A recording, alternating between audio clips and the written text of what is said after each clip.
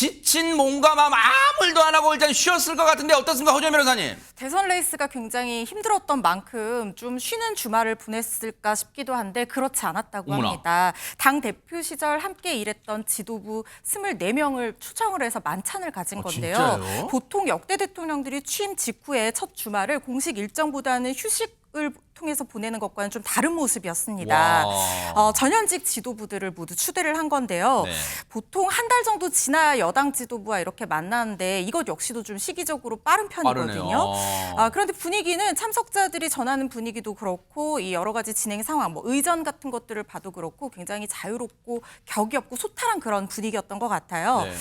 만찬 당시 이재명 대통령 양 옆에 앉은 사람이 차기 당대표 출마가 유력한 박찬대 원내대표 그리고 정청래 의원이 자리를 했는데 네. 사실 요 모습이네요, 이게. 네. 그렇습니다. 사실 의전 서열대로라고 하면 김민석 국무총리 후보자가 앉아야 되는 게 맞는데 격식을 따지지 않는 자유로운 분위기여서 저렇게 자유롭게 앉았던 것이 아니냐 뭐 이런 분석들이 나오고 있고요. 만찬 때는 좌우로 앉았군요, 이렇게. 네. 그렇습니다. 한식 코스 요리에 와인을 곁들여서 같이 식사를 하면서 민생 안정 그리고 이재명 정부의 성공을 위하여 국민 통합을 위하여 이런 건배사를 주고받았다고 합니다. 승리 이후에 첫 번째 공식적인 저런 자리니까 뭐 모두들 다 기분 좋게 네. 그렇게 모인 것 같고 또 민주당이 이렇게 뭐 수직적인 위계가 강한 권위주의적인 문화가 강한 조직도 아니고 또 저기 모인 사람들 사이에 무슨 계파 간의 갈등이 심해가지고 마음속으로는 어색하고 그런 사이도 아니기 때문에 네. 현장에서 그냥 자연스럽게 그냥 기뻐하는 모습들이 표출이 된 것 같습니다. 네. 근데 저 모습 중에서도 네. 특히 이재명 대통령하고 양 옆에 김병기 의원하고 서영교 의원이 함께 셋이서 찍은 사진이 화제가 됐는데 요 모습이네요. 손을 한 짝씩 잡고 있습니다. 네. 저 어떻게 된 거냐면 저 두 사람이 차기 원내대표 후보자들인 거예요. 아, 그래요? 그래서 이재명 대통령이 공정하고 공평해야 된다라고 하면서 한쪽씩 잡고 사진을 찍자 그렇게 제안해서 저 사진이 나왔다고 합니다. 야, SNS를 잘 아는 대통령답습니다. 딱 SNS에 올릴 수 있게 해줬어요, 지금. 그러니까요. SNS 위력이 그만큼 크다는 것이기도 네. 한데요. 또 그만큼이나 대통령 자리라는 게 이런 자리 간격 1cm, 1mm까지 신경을 써야 되는 세심하게 신경 써주네요. 구나라는 네. 생각을 했는데요. 13일 날 이제 민주당의 원내대표가 정해지잖아요. 그러니까 이게 맞붙은 두 분은 이번 주 더구나 금요일이네요. 네. 남성과 또 여성의 대결을 기도해서 굉장히 이재명 대통령이 어떤 분에게 조금이라도 마음의 기울기가 있는가. 그래서 이제 소영교 의원이 약간 기울었어요. 몸을 이재명 대통령처럼. 소영교 의원이 당겼어요. 약간 그러네요. 손 땡겼네요. 다 각자 해석을 예, 할 수 제가 있는 농담으로 드린 거지만 말씀이네. 철저한 중립에 엄청나게 신경을 쓰고 와, 있다라는 대박 것이 사건. 저 사진 한 장으로 보여주고 있습니다. 네. 그래서 만찬에서도요 강조한 말씀이 뭐냐면 한쪽에 힘을 실어주는 발언 절대 하지 않고 네. 더 열심히 해서 준비된 여당의 면모를 보여줘야 된다라는 얘기가 오간 것으로 했습니다. 또 만찬 후에는 SNS를 통해서 만찬 소감을 올리면서 네. 무엇보다 중요한 것은 국민의 삶이 실제적으로 나아지는 것이다. 그렇죠. 뭐 그렇다고 해서 원팀 정신으로 강하게 뭉쳐서 네. 이제 대한민국 향해서 힘차게 나가자라고 강조하셨다는데 이 말씀, 이 약속 꼭 지켜주시기 바랍니다. 그러니까요. 메뉴는 뭐였습니까? 된장국 9국 그리고 갈비 몇 점, 옥동구이 저희가 정원에서 이제 관저 안으로 들어가기 전에 각각 이제 대통령께서 이제 투샷 있게 저희 사진을 다 찍어주셨어요. 단체 사진도 찍었지만, 근데 다들 그래도 김민석 총리 내정자나 정청래 전 최고도 이게 참 오래된 베테랑 정치인들인데도 불구하고 되게 어색하게 찍으신 거예요. 어색해하더라고요. 그래서 그렇게 대통령으로서 이재명은 처음 만났으니까. 좀, 그렇죠. 좀 차이가 네. 있더라고요. 그날 다 투샷이었고 쓰리샷이 딱 하나가 있었어요. 원내대표 후보 두 분을 이제 왼쪽 오른쪽 그래서 아하. 정말 이재명 대통령께서 정말 공정하게 보이려고 엄청나게 애를 쓰셨어요. 서영교 의원한테 이번에 반드시 원내대표 당선되기 바란다 이렇게 이제 발언하셨거든요. 그리고 그 앞에 김병기 의원은 이번에 원내대표 꼭 당선되길 바란다. 똑같은 말을. 그런데 그게 반드시가 빠졌어요. 그래가지고 다시 해서 사람들이 지적하니까 김병기 의원도 반드시 당선되기 바란다. 논란의 중심에 선 사진이 있습니다. 이 박홍근 의원도 SNS에 이날 촬영한 사진을 올렸는데 여기에 인공 수영장의 모습이 눈에 띄었습니다. 이 사진을 보면 이게 뭐예요, 정자가 이게? 놓인 풀밭에 파란색 타일로 마감된 직사각형 형태의 긴 수조가 눈에 들어옵니다. 네. 주변에는 대리석 재질의 석재로 둘러싸여 있는데 수조 내부에는 물도 들어가 있습니다. 점점 깊은 물로 들어가는 형태인데 박 의원에 따르면 길이가 5m에 불과하고 물의 깊이도 가장 깊은 곳이 성인 무릎 정도 높이에 불과해서 당시 만찬 참석자들끼리 개 수영장 아니냐는 관측이 오고 갔다고 합니다.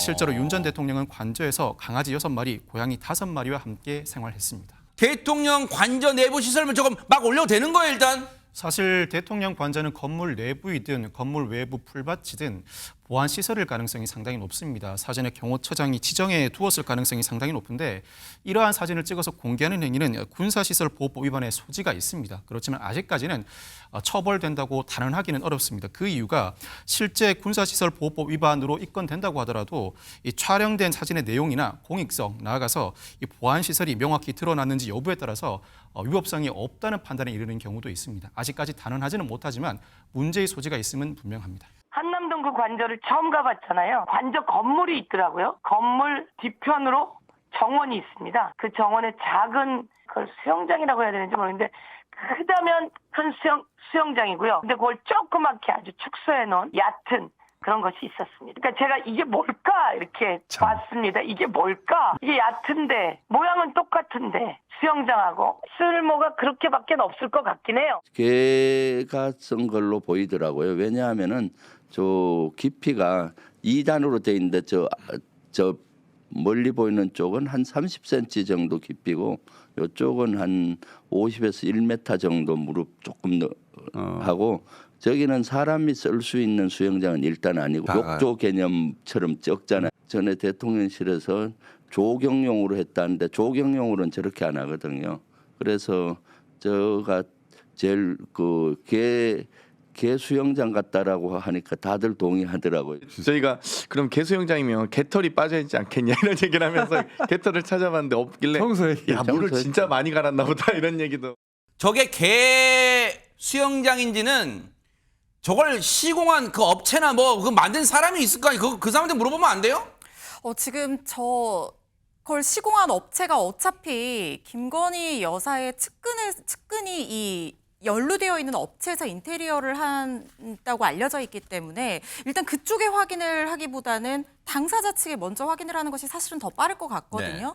근데 윤 전 대통령 측에서 지금 해명을 하는 건 뭐냐면은 외빈이 방문을 할 때가 있고 야외 행사를 할 때 좀 보기 좋게 만들어 놓는 시설이 필요하다는 거예요. 그러니까 일종의 조경시설, 수경시설로 만들어 놓은 거다 이렇게 해명을 하고 있는 상황인데 그런데 민주당 측에서는 더 의혹을 제기를 하는 부분이 뭐냐면 사실 윤 전 대통령 부부가 대통령일 당시에 머무르던 동안 수돗물을 좀 과도하게 썼다 이런 얘기들이 나왔었어요. 네. 그리고 심지어 파면 선고 뒤에 일주일 동안 사용한 수돗물 양이 무려 220톤이 넘는데 이걸 어디에 썼냐. 그럼 저 수영장에 물을 넣었다 뺐다 하는 과정에서 쓴 게 아니냐 이런 의혹을 제기를 하고 있는 상황이고 거기다가 더불어서 고가의 캣타워라든가 욕조 같은 것들을 혈세로 사들였을 가능성까지도 지금 민주당 측에서 제기를 하면서 이게 국고 횡령이 아니냐 이런 얘기까지 나오고 있는 상황입니다. 윤 전 대통령 측에서는 이게 2023년 가을에 아랍에미리트 대통령의 방한을 앞두고 만든 것이다라고 얘기를 하고 있지만 정작 그때 또 쓰지는 못했어요. 왜냐하면 이 대통령이 가자지구 사태 때문에 2024년 5월에 방한을 했거든요. 네. 저 시설이 뭔지는 확실히 지금은 확인이 되지 않고 있는 상황이기는 합니다만 그렇지만 윤 전 대통령의 해명이 국민적인 설득력을 갖지 못한다는 것은 그만큼 신뢰를 잃은 상황이 아닌가 하는 생각이 듭니다. 최재명 교수님. 저 용도가 개 수영장인지 알아보기 위해서 지금 국정조사해야 돼요. 그러면 어떻게 해야 됩니까? 그러니까 지금 상황에서는 이제 확인이 필요할 부분도 있겠죠. 근데 뭐 어떻게 사용했는지는 알 수는 없지만 다만 이제 지금 윤석열 전 대통령 측에서 얘기한 것처럼 이게 정말 수경 용으로 조경용으로 했냐 외빈이 방문했을 때 그거는 좀 여러 가지 논란이 좀 있을 것 같아요. 저게 원래는 예전에 외교부 장관 공간으로 활용되는 곳 아니겠습니까? 그 당시에 방문했던 사람들의 말에 따르면 저 지금 수영장이 조성된 저곳이 잔디밭이었대요. 그냥 저 옆에 있는 잔디밭과 똑같은 장소였는데 굳이 저기에 수경시설을 만들 필요가 있었을까? 그리고 일반적으로 그냥 상적으로 생각해 보면 만약에 저기 수용시설을 만들면 조금 더 연못처럼 이렇게 만들지 저렇게 직사각형으로 만들 가능성은 낮다고 보여지거든요. 그리고 이제 중요한 건 이게 단순히 저 수영장의 문제만이 아니라 네. 아마도 차후에 김건희 여사 특검 같은 경우가 작동이 되다 보면 공사 과정 일체에 대한 조사가 있을 가능성이 있다고 봅니다. 이제 윤석열 전 대통령 그리고 김건희 여사 가까운 건설회사 측에서 네. 공사를 한 게 아닌가 이런 의혹이 들고 있기 때문에 그 네. 과정을 수사하다 보면 아마도 저와 관련된 자료들도 나오지 않을까 전망이 된다고 말씀드릴 수 있겠습니다. 네.